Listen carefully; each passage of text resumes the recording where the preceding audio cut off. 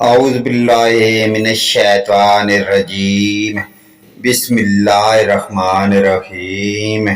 پیاری حدیث ملاحظہ فرمائیں، رسول اللہ صلی اللہ علیہ وآلہ وسلم نے فرمایا، قیامت کے دن میں حضرت آدم علیہ السلام کی اولاد کا سردار ہوں گا اور سب سے پہلے میری قبر کھلے گی اور سب سے پہلے میں شفاعت کروں گا اور سب سے پہلے میری شفاعت قبول کی جائے گی۔